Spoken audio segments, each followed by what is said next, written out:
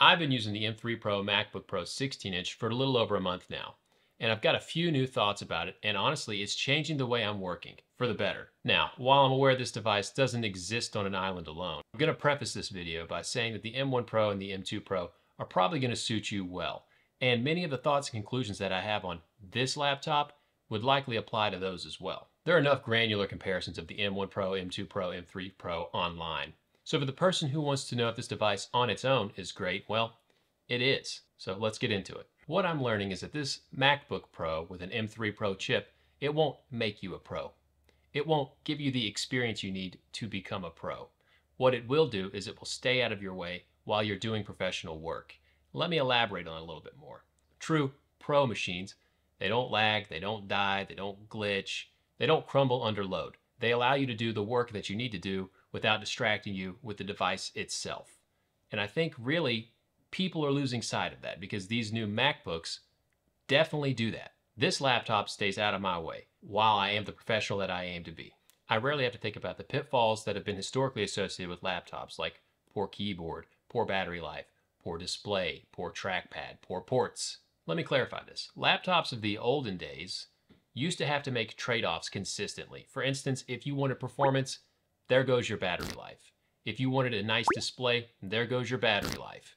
If you wanted good battery life, there goes your performance. If you wanted a good keyboard, for some strange reason, they had to make a crappy trackpad.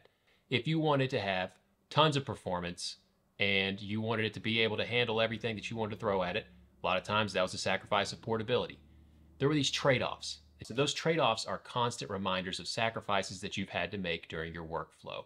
There's nothing more annoying or jarring than being in your creative flow and then realizing I need to go find a wall outlet. You can't have performance get in your way. You can't have battery get in your way.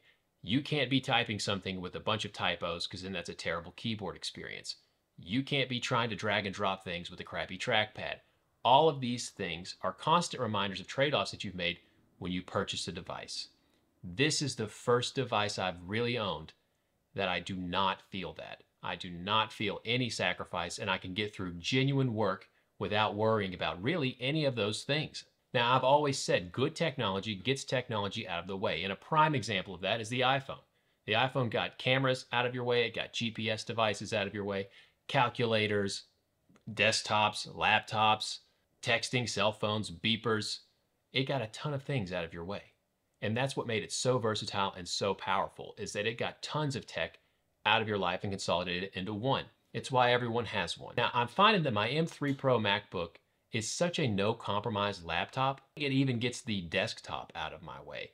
With one caveat, and that caveat's gaming, in which case I'm clearly going to go straight to my RTX 3080 on my desktop. But Apple's kind of focusing on gaming and performance and making sure these GPUs are powerful, which tells me that they're very well aware of what causes a user to put down a MacBook in place of a Windows machine. And if they get gaming right, I think you've got a real threat on your hands because these laptops are extremely, extremely versatile.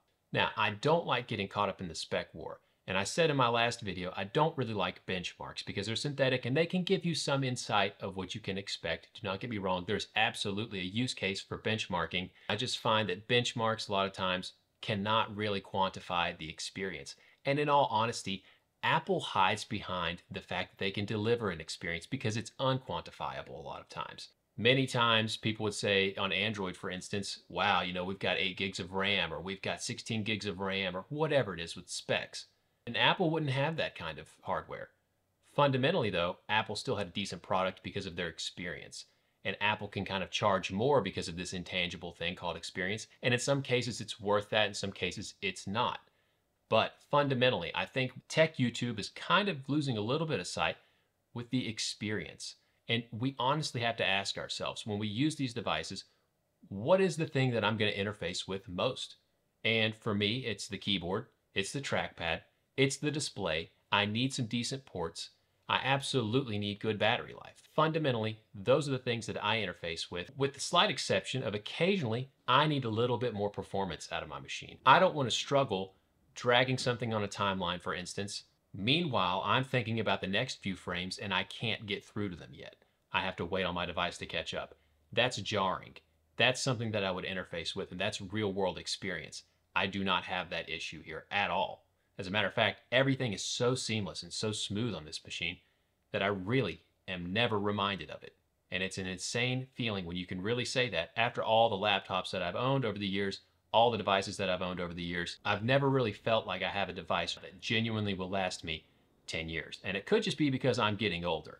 I don't know. But to be fair, some people are doing encoding or they're doing machine learning. They're doing something very, very, very resource intensive. And so they're like, well, I'm always around an outlet. I need performance. And you know, there are laptops for you in that situation. The M3 Max is probably for you, right? Because you're interfacing with performance every time you use the machine, and time is money. And so because that's something that you interface with regularly, let's say you're plugged up to a desktop and you're like, I don't really care about the keyboard. I don't really care about the mouse. Then I get that. And that's what those Windows machines with a lot more horsepower sometimes can do for you. Fundamentally, I think a lot of people who have a laptop as their primary compute device and they don't really have a monitor, they don't have a desktop setup, these laptops are really hard to beat. I think we need to be more realistic about these devices. And it really set in when I realized one of the top tech YouTubers, MKBHD, is still using an M1 Max. Despite the availability of all the hardware, he could easily get any kind of device that he wanted and use it. He still chooses to stay on an M1 Max. Why?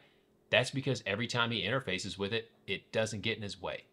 Fundamentally, the experience is so good on a chip that's 2 or 3 years old that he's able to continue using it and it does not distract his daily workflow. Now, with that being said, let's get into the individual things that I actually enjoy about this device and things that I think you need to know if you're considering buying it. First off, I think we should talk about the ports, the trackpad, and the keyboard, which I think are all perfect. Apple's return to form for a thicker form factor, which would allow deeper keys and more battery, I think was a great move because thinness isn't really that big of a deal for a lot of users. As a matter of fact, it's more jarring to have a terrible keyboard every single time you use the device. And thank God they got rid of those butterfly switches. The ports are great too.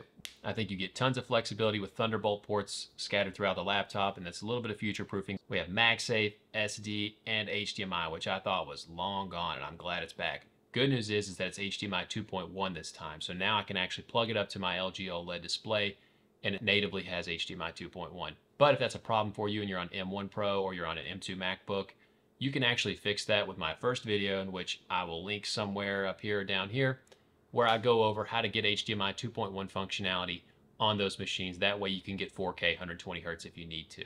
I love that the M3 Pro MacBook Pro has a Thunderbolt port on the right side of the machine. This is good because you can charge on either side. And you should note that the M3 MacBook, just the base, does not have this. And I think a lot of YouTubers have kind of discussed this, that device really isn't there to be sold. I think it's there for marketing to say starting at $15.99. That was more important than actually delivering a solid product, because people hear that the new MacBook Pro is a price drop and then they gravitate towards it and realize, oh, well, I maybe just need to do the base model. Well, no, I need to do 16 gigs of memory. And they're like, well, then I'm only $100 away from the M3 Pro. And you're like, well, then while I'm here, I might as well upgrade to the M3 Pro, in which case you see a better chip and you're like, well, I'll just do the bigger chip. And you're like, well, if I'm doing the bigger chip, I might as well go to the 16-inch because that's the base chip on the 16-inch. Well, if I'm going to go with the larger screen, I'm at $3,000 now. If I'm at $3,000, I might as well go with the M3 Max.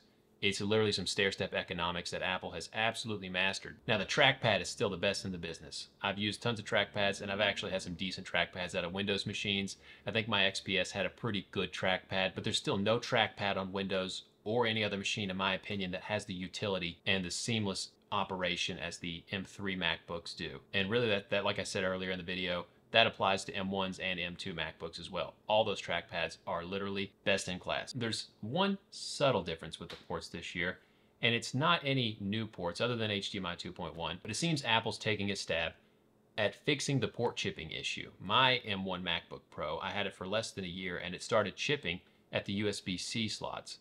Now, I think that happened because the edges of those ports were just too sharp. And so continually plugging things in and unplugging them eventually started to chip the rim around this port. And now I have the Space Black MacBook, and I'm really hoping that that does not happen with this machine, because if we get down to some kind of raw metal on this machine, it's going to be very noticeable. And so I think Apple has took some time and rounded those ports to hopefully mitigate that, which this time around I'm much more conscious of that. And I make sure to be very careful when I'm plugging things into the USB-C ports. I don't know if I have to be that way. I just don't want to risk it at this point. but I have noticed that it is much smoother, and I actually noticed that the ports go in a lot easier. Because the last thing I want to do is chip this space black finish. Now, I've put it through some tests, which is my last video, where I actually tested the space black finish to see how fingerprint resistant it was.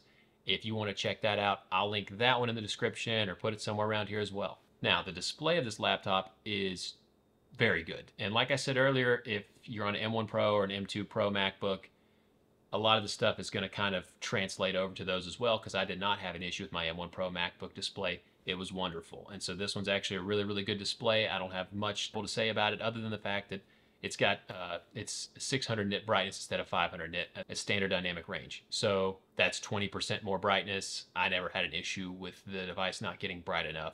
In my initial impressions of the device, I mentioned that I'm coming from an M1 Pro 14-inch to an M3 Pro 16-inch, and that's really most of the reason why I upgraded, because I wanted a larger device, and I do not regret that decision at all.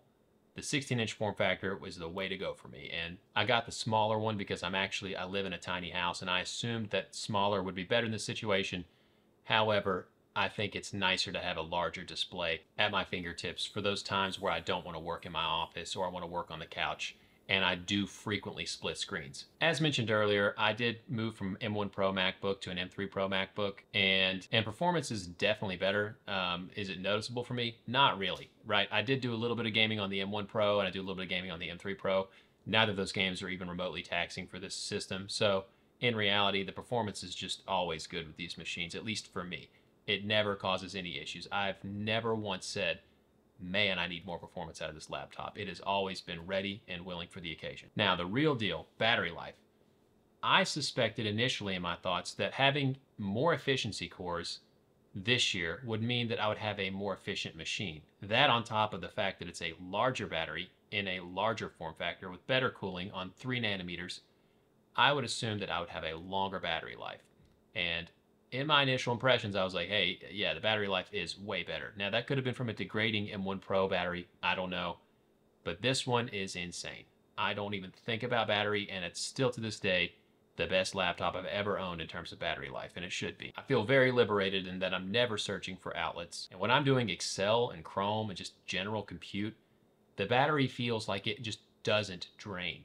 I literally wrote this script for an hour, and the battery stayed at 100%. Any day-to-day task like that, it genuinely will not drop your battery life. It's insane. It's the craziest battery life I've ever had on a machine, period. But it's not limited to light work on battery. I can literally edit a video completely unplugged, and it will still get through the entire editing process, and then I will still have battery left, which is insane for me. I would assume that I'm going to be using tons of resources, especially the caching that happens in the background of Final Cut Pro. I would assume that I was going to burn through the battery life like that, and it just does not die. It's crazy. And so honestly, because of that, I do think this device is going to last me a very long time, and even then I would be prone to replace the battery if I needed to. I've had my fair share of laptops.